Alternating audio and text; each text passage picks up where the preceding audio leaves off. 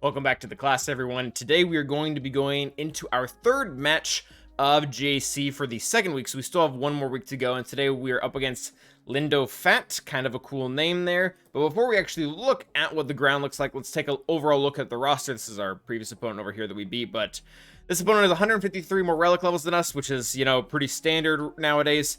Big other thing that's going to be a thorn in my side is going to be profundity. They have it, we don't. I think that's going to be the main deciding factor. Also, they have a lot more GAC Omicrons. I guess they have 3. So they doubled down on Malgus.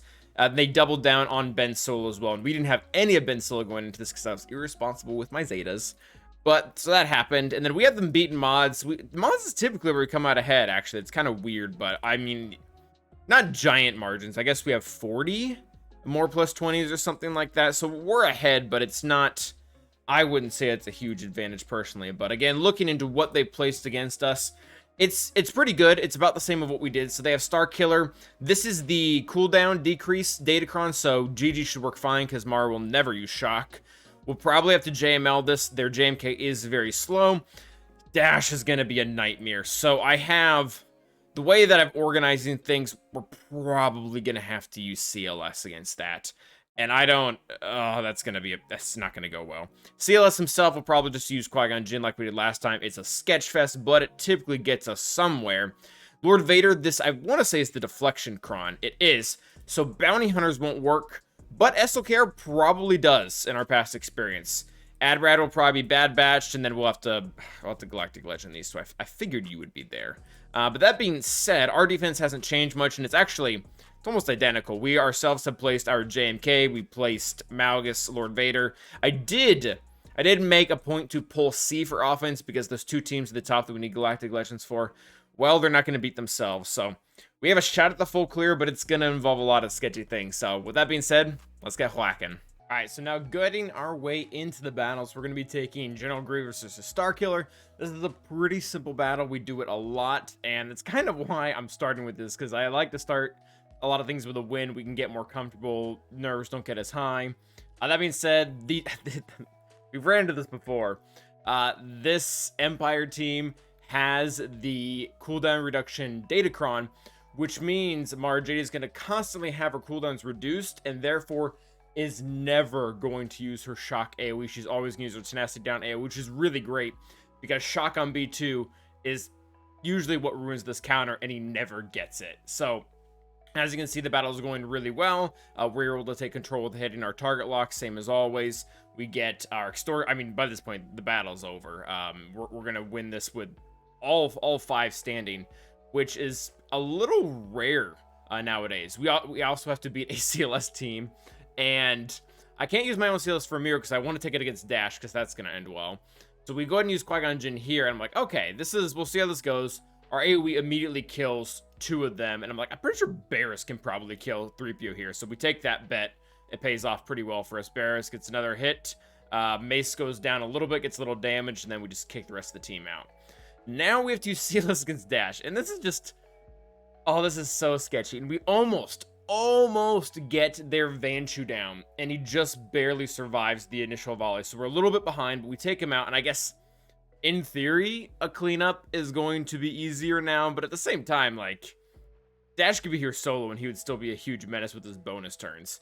So we're trying to ignore people and go after him, but at the same time, like, he's making a lot of contacts. So we move the taunts, kind of. I guess we're gonna move them twice now in here with the blind. And we happen to counter Dash just enough to do enough damage to kill him, and that's the match, or at least that's, this individual match. They don't come back from that now. I mean, especially without 3PO there, the odds of us getting stuck behind Nest are actually pretty low as well. We just have to, maybe if we can actually balance hits here between Nest and L3, we can get them down. It looks like I'm not actually smart enough to do that. Oh no, we are smart to do that in the moment. So we get one big hit on Nest. We go back to our hits on L3, and then end up taking out Nest. So the really good Dashacron, CLS took it down. Very close. There's nobody that's going to be reliable. And oh my gosh, this was a weird team. So we had to theory craft this with chat. Vader lead. We had to bring in Crew to take the Annihilate. We had to bring in GMY because JMK will focus on GMY and he won't rip the buff or the pre-taunt off of Crew. Echo is there to strip buffs, and then we have Piet there to stack our offense and potency and everything. So this is the weirdest team I have ever used, and I guess it just goes to show that theory crafting is far from dead. Like that, this is a weird team. So we're getting through this battle. We've used a lot of dots. We keep looping with Merciless Massacre. I'm trying to make sure everyone's ability blocked. That way, if they do eventually get a turn here or there, they will at least be ability blocked. Because what's going to end up happening, we're getting close to seeing this now, is even with the AoE damage, we're going to start killing characters, and it's not going to be JMK because, you know, he's a Galactic Legend and takes reduced damage and everything. So that's ultimately what we end up running into here is, and I probably should, I get a little bit greedy here, and I play this wrong. I should have used my last Force Crush on Padme, because now, yeah, this isn't good. We have to ability block Cat here, and if we don't land the ability block, we don't get our cooldowns reduced. So we botched that. The ending of this battle, there were some definitely huge misplays. I should have played this in a different manner so that I could have looped once more timer back around, because now the issue is we're out of Merciless. And because we're out of Merciless, sure, we can go ahead and cull someone, but we don't have the extra Merciless damage. So we go ahead and try to cull JMK. It doesn't kill him, and now dots aren't going to do anything to JMK, unfortunately, and so we're kind of stuck here. And we need to get back into Merciless with Vader, but we actually get an ability block a couple times here, which isn't ideal, especially because JMK is fast enough that he can essentially loop my Vader here, even when he isn't getting it. So when we do eventually go back to getting to Merciless Massacre and to cull him, he's already used several of his healing moves, and even with the revive, we can't get him down. We would have to get several culling blades in a row to the point where, yeah, it's just not. Well, we'd have to get them in a row without him healing, and we can only do that if there were multiple targets. So that was a player error on my part. That wasn't necessarily something to do with the team comp itself. That in theory should have worked. So we let it time out here. I guess we were 5 seconds away, and then we actually come back in with Wampa, and this is pretty cool. Wampa has the ability to 1v1 both JMK, C, and I even believe Rey. It's weird to think that way, but he does. There's nothing really in JMK's kit that stops it. The healing immunity at first seems to be problematic, but bonus protection isn't or protection up or whatever isn't technically a heal. So you can keep stacking that, and as long as JMK's damage never really builds above it, there's not much he can do. And he doesn't stop. He has an avenue way to stop the counters. So for every hit that he's hitting us with, he's taking damage as well. And he does. I mean, he has his healing moves and whatnot, but ultimately we're able to stack damage. And Wampa's Omicron, the way it works in GAC, he has like this huge amount of extra stats and whatnot. And if it's a single character, they double. So my Wampa, I don't know what the direct comparison is. It's a little hard to tell because of mastery, but it almost seems like Wampa has a Geo unique similar to JMK himself, so it really ends up coming down between mechanics, and we beat him pretty handily for 45. So thank you, Wampa, you're pretty darn good. And now we get Mon Mothma on the back wall, and we do what we always do versus Mon Mothma. We throw in our Iden team. Really nothing to write home about in this one either. Always prioritize Kal Katarn as well as Cara Dune. They really just have to die. We've never lost, at least versus this comp.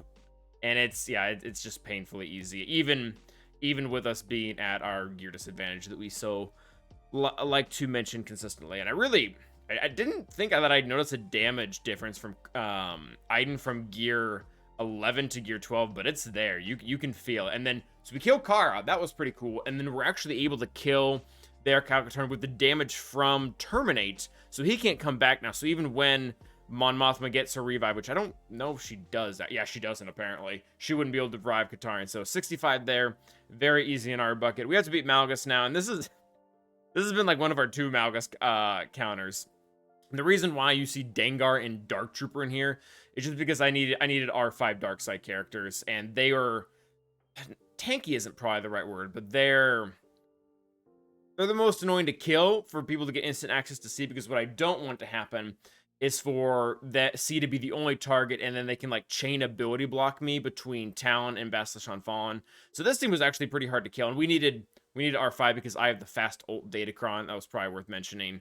And yeah, so end up annihilating Malgus, and then it just down to Malik and Bastila Fallen. And again, reminder, after you link them, make sure not to kill Bastila Fallen without the big hit, because if you do, you risk Malik just not ignoring, but resisting the shot consistently, and then he just doesn't die because you don't have a way to just zap him out of the air. So this, I guess I'm not quite sure why we relinked there. I don't think that was, I guess that gets us one turn closer to our big hit, and we were playing around there for a second with Dark actually surviving, so we weren't able to do that. And then so we don't have CLS for this team now, so we go ahead and take in our bounty hunters, and I'm like, okay, this should work. And we talked with chat, we kind of went over this, and we got our contract instantly.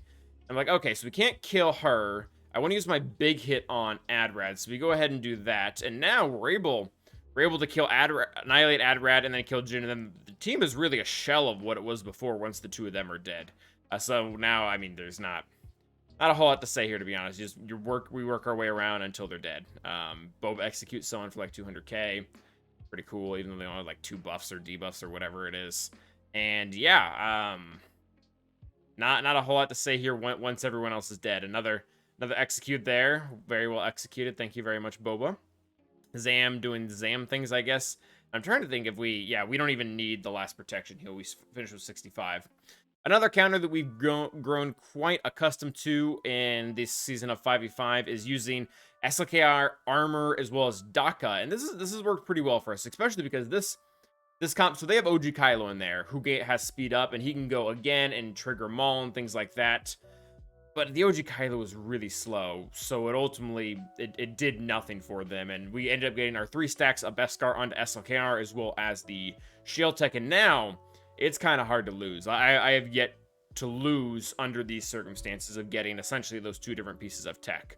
So what's going to happen now is SLKR is going to keep countering. He's going to get a bunch of ultimate charge. We're going to keep going to get into ultimate, and we're just going to keep zapping everyone, even with Maul out there doing all the things that he does.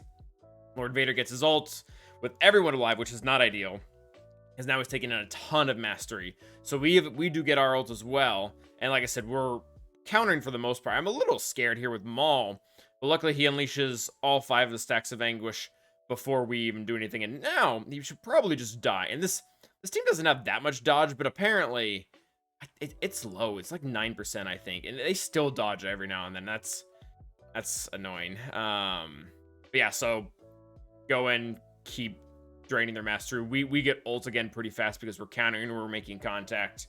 And now, yeah, it's just going to come down to SLKR is going to build mastery faster at this point than the enemy Lord Vader. And again, especially the counters. I think even it's on his basic, although I'm not sure if this Lord Vader will ever even use his basic. We get to counter twice, I think, or something like that. But yeah, so our mastery is really large right now. He's not making a dent. We kill him and move on. So that went really well. Now we have to go ahead and do something about this Rey team here, and it has Ben on it, so that's really not ideal. So we go ahead and we organize this Jedi team, and I don't need a lot of other places for all these Jedi to go, so I'm pretty sure this will be fine in here. Just trying to figure out what we're doing, and eventually we just decide on this. We go all out, and this one does have the Omicron in it, so we have to be a little bit careful here. So what we're trying to do is really we're trying to kill most of the ads except Rey and Ben, just because I don't want to get caught in this horrible situation where we can't line the 2 of them up correctly, and then the ads, particularly the bros, just run over us. So we deal enough damage that we just one-shot both Haldo and Poe, which is great. Now they have significantly less tools to work with. So we push Rey into damage immunity, which is good because now that means we can kill Ben again if we can line things up correctly. We do, I think, just get rid of versus 0 Poe. I don't want to have to have buyer's remorse about going back and having to kill him. So have to get Rey down. We get Rey into 50% health in the exact same turn that we have enough damage to kill Ben. So that went perfectly. We do have to be careful, and this is going to be a massive problem in 3v3. We now have to kill Rey before JML takes a turn again, because if JML takes a turn, Ben comes back, and then we have to restart the whole process. But JML didn't get us that specific turn, so we were able to kind of just glide into things there, and then we go ahead and we open up the back wall and see profundity and everything, and now we have to deal with their Iden team, and it looks like I went a little bit too forward here, and so we go ahead and take in our BAM team, and my BAM we're not geared well, but honestly, this Iden wasn't geared super high either. And Bam is a pretty solid counter. If you can make sure that you get to your 20 birds, you can just kill Iden, and then the team just falls apart. And that's not something a lot of teams can do because Iden revives, and the birds kind of prevent that. So we get our 20, we kill Iden, and then, I mean, the rest of this team really can't do a whole lot. It's nice having Fennec in here, I guess. The only bummer about this is I wasn't even able to use my BAM Datacron this round because my IG is only, like, gear 10 or something like that. So, oh, and this right here is pretty painful. So, this Inquisitor team, despite not even having Grand, it has the turn meter Datacron for level 6, which is really good for them. So now we have to kind of focus on getting 9th down because there's really no way around her. I guess maybe if we kept hitting her and then we used the big hit on 5th, that actually might have been a solution. I'm not sure if that would have had enough damage right at the rip. But yeah, what's going to end up happening here is if we can't kill one crucial character in the first turn, they're going to get their volley, they're going to get all their debuffs out, and then we're just never going to get a turn. And that's ultimately what ends up happening here. Even though we get 9th really, really close to being dead here, like super close. And then she gets healed, and that's unfortunately his game. Because like I said, now they've not only gotten Purge, but they've gotten another slew of debuffs out. You just saw a bunch land right there. And every single time one of those goes away, they get a bunch of turn meter, and then especially when we cleanse it, and we have multiple cleanses, they get even more. So we just don't come back from this now. We had one shot. I don't even know if we would have been able to beat the team, but there might have been a way in the beginning that we could have finessed it to at least kill a crucial character like either 5th or 7th or something like that before getting stuck behind 9th. And we try to come in, I'll show you the second attempt here, with our Finn team, and I'm like, okay, what we need to do is we need to get buff immunity on 9th, because once her taunt's there, it's very consistent. And yeah, so we were able to get the buff immunity. I'm like, all right, let's get 5th out of here. Let's get rid of their lead. Let's cleanse off all the debuffs. I don't want to have to deal really with any of this, but at the same time, they're just able to heal a ton. And the same thing that happened with the Geos happens here as well. Because of the Datacron, they're getting a ridiculous amount of turn meter, regardless of what we're able to do. And now we've lost buff immunity on 9th, and that's pretty much game as far as the ground goes. So that's really unfortunate for us. But yeah, they get the kills, and I think we just end up having to forfeit here. And especially like if we were to lose because of this would be very disappointing, just because they don't even have Grand on the team. And I think one of the probably larger problems with this was we ate so many teams in the beginning walls that we didn't really have a lot to work with.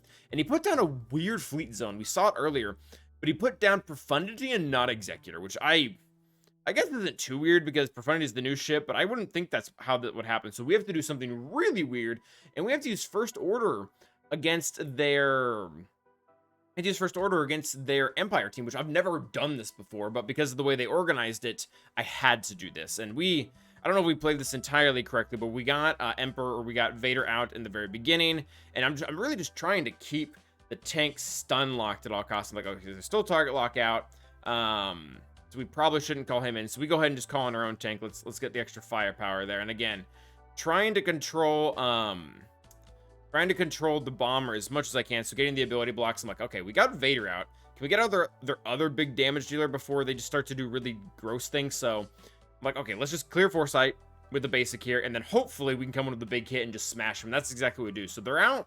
They're pretty much out of damage dealers by this point. Still not going to call on Eben. I guess we'll just go for raw damage here, trying again to control the TIE Bomber as much as possible. End up getting a big hit on... I don't know if this is lucky or this is just... I think this is just the way the game mechanics go. The enemy capital ship decided to annihilate my shuttle and not my silencer, and that was really the difference maker here. We're gonna be able to just shred through him now, because again, we still got to keep our main attacker, and they have no way to take him down. So just go ahead and keep him calling in silencer, and that's really cool. That's a nice tool to have. So we go ahead and take in our rebels now versus their malevolence, and this counter to work effectively, you need SRP geared. And I had no other option. This guy placed a weird defense, fleet defense, at least weird for me. So we went ahead and tried it anyways, and it ultimately just blew up in our face. What was supposed to happen is Biston was supposed to go before. We were supposed to get a bunch of turns and kill, I think it was Funsack immediately, or one, I think it was him. We were supposed to kill immediately. Obviously, that doesn't happen. That doesn't even come close to happening. We just go ahead and take in Cassian, and I'm like, okay, if we can at least get down one ship, maybe our own Radis can come in and clean this up or something, and that's more or less what we do. We're able to come in and get rid of Sunfax. So now it's Spy in there as third when we come in to clean up with Radis. And I'm still not... I think Radis actually has a lot of tools to be able to handle Malevolence well, but mine's still 7 stars, so I don't have the Cleanse, which I think is pretty important. That being said, we're able to take out their Vulture Droid instantly, so that part was really nice. And then I'm like, okay, let's just go all on a Hyena. They don't really have anybody to cleanse, or not cleanse things, but heal. If we just do a lot of damage, this probably gets us pretty far. So luckily they haven't killed either of our attackers. I'm like, okay, let's get in our guy who dazes. He's pretty fun. And Poe dies to Buzz Droid, so that's not great. And from here, it's looking a little grim. Like, I'm not too sure where this is gonna go here, but still, I mean, still trying to make it work. Get 2 exposed on Hyena, and then we just shred the entire team. And in a very, very weird finish, I don't even go to the ult. I probably could have, I guess. We just go ahead and bring in What's-Her-Face and get the clear there. So, two things that I haven't done before that it's kind of nice to add to the arsenal of things. And then this counter, we don't have TIE Bomber, so I didn't expect this to win in the first place. But this is a counter that you can use. You start with Spy, and if you land defense down when on the Mass Assist here against their Y-Wing, you can typically kill him straight out. Unfortunately, if the defense down is resisted, you don't, and you lose pretty ugly, TIE Bomber or not. So that's pretty much what ends up happening here. Again, we don't have the bomber, and we didn't get defense down. So like, okay, I guess we'll get the one banner from Kill a Y-Wing if we can, and we do. So that part's pretty cool. But ultimately, not only are we not able to take out ground, but we're also not able to take out fleet, which fleet probably should have expected more, especially with him having Profundity and me not. But that is just kind of where we end up. So ultimately, we do lose the match. I can't show you guys the screenshot because the time has already passed over, but we do lose not only on ground, but also on fleet. So even if I had prepared better for Inquisitors or done something different in the beginning of the Geo battle, ultimately this would have decided it here. Our opponent did fail, I think, or he did drop a battle or two. He wasn't the most efficient, but I mean, a full clear when I got 2 walls, he definitely deserved the win. So props to my opponent. Thank you guys for watching, and as always, stay awesome.